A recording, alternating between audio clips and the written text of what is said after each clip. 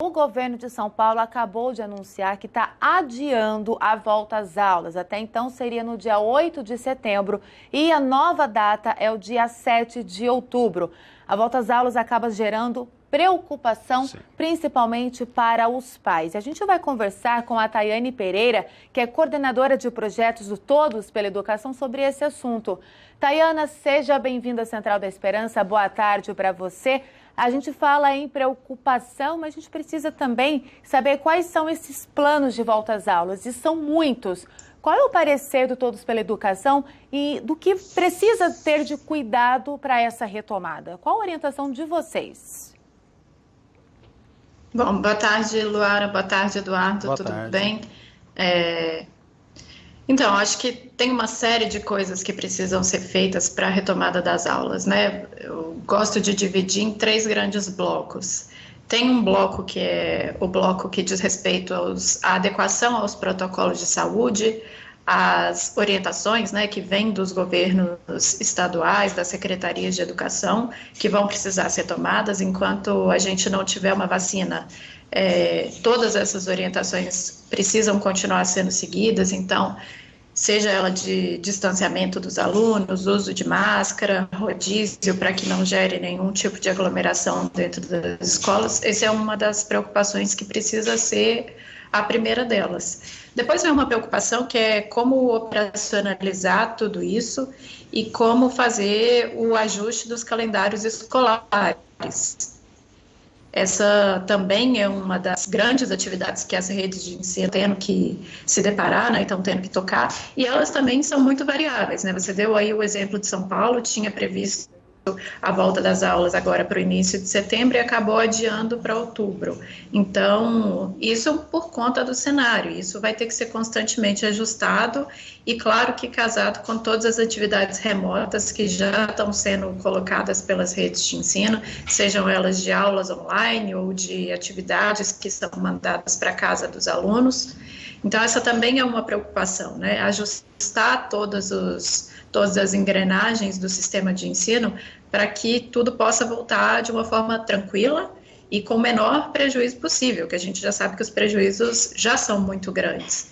E aí a terceira preocupação é exatamente diz respeito à aprendizagem, né, que é o fim de toda a escola, né? Os alunos estão lá no fim do dia para aprender, e a gente sabe que as desigualdades educacionais no Brasil já são muito grandes e elas ficaram ainda mais acentuadas no momento da pandemia.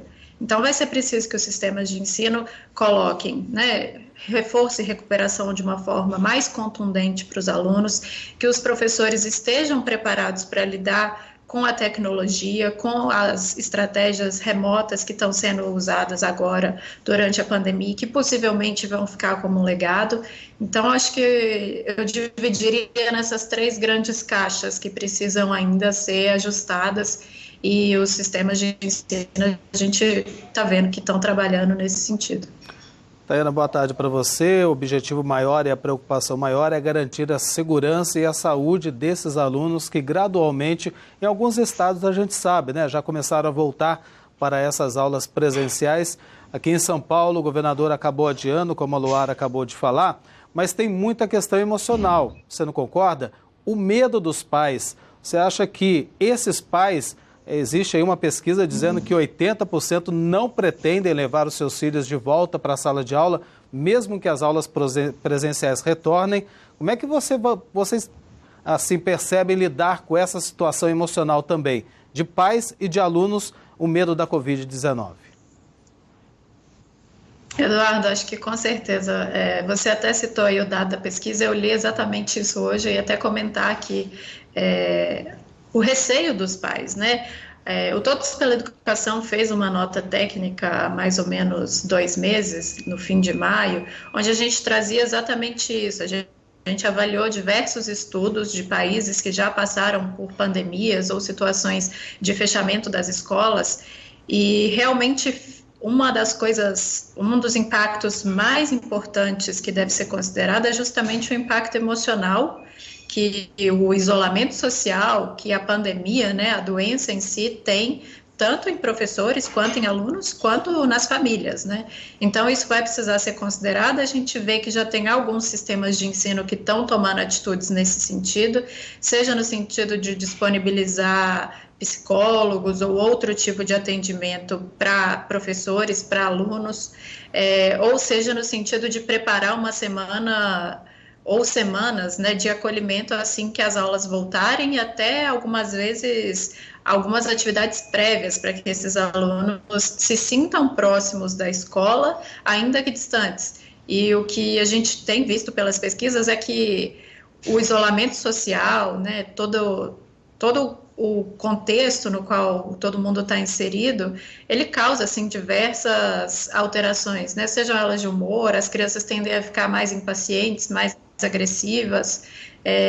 Então, essa vai ter que ser, sim, uma preocupação muito grande, né? Então, acho que junto lá com todas as alterações operacionais que eu mencionei, uma delas é preciso ajustar isso. E no ano passado, inclusive, a gente teve a aprovação de uma lei no Brasil, que colocava essa questão do atendimento psicológico nas escolas. É uma demanda latente por parte dos professores.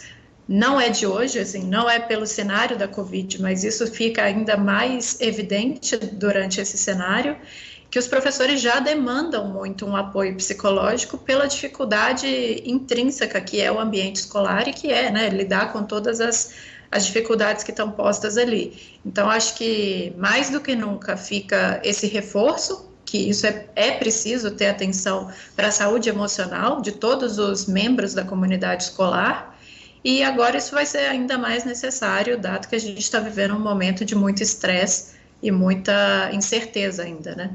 Tayana, rapidamente para a gente poder encerrar, a gente poderia conversar muito sobre esse assunto ainda, mas a gente sabe também que realidade de escolas particulares é diferente de escolas da rede pública de todo o Brasil. É um grande desafio essa migração também de alunos que estão saindo da escola particular e indo para a escola pública também devido à crise financeira dos pais. É compreensível, mas também vai trazer muitos desafios. E a gente tendo conhecimento um pouco do estado de São Paulo, a gente também sabe que o estado vive com poucos professores, as aulas já foram todas atribuídas. Como fica esse desafio agora para a educação? Porque está difícil, né? Concluir um calendário de ano letivo com tantas incertezas. Sim, com certeza. Essa vai ser uma das outras questões que os gestores vão ter que equacionar, né? Estão se deparando. É algo atípico até, né? Normalmente esses movimentos de migração de matrícula, eles se dão mais no fim do ano letivo, né? Normalmente na virada de um ano para outro. O Brasil já vinha numa crise econômica com bastante dificuldade, e isso se acentuou na pandemia. Eu estava lendo até agora uma reportagem aqui contando que São Paulo foi a segunda rede que mais recebeu matrículas de migração da rede privada para a rede pública, e é algo que deve se acentuar até nos próximos meses, né, possivelmente.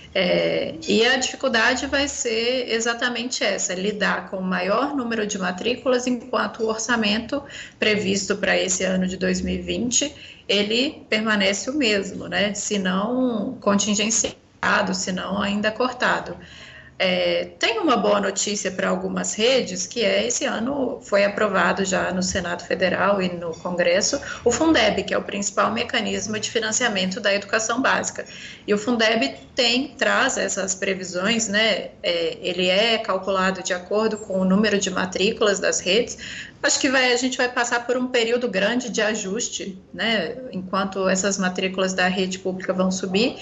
E, assim, a mensagem final, que eu acho que tem um lado positivo disso tudo, que talvez a gente possa começar a olhar com outros olhos também a escola pública no Brasil, né? E talvez a gente possa começar a desestigmatizar algumas coisas que até então eram tomadas como verdade, e é uma grande oportunidade também para que a escola pública seja valorizada, que a gente consiga ver todos os pontos positivos que são desenvolvidos. As redes, o que a gente tem percebido é que tem se esforçado bastante para colocar atividades remotas que contemplem todos os alunos, ainda que isso não seja totalmente uma realidade e tenha todas as dificuldades pela escala, a gente vê que tem muita coisa bacana sendo feita. Então, acho que talvez possa ser um momento de reflexão e de valorização dos professores e da escola pública. Tayana, queremos agradecer muito a sua participação. O assunto ainda a gente voltará a falar com certeza aqui na Central da Esperança, no jornalismo da TV Aparecida. Boa tarde para você, um ótimo fim de semana, viu?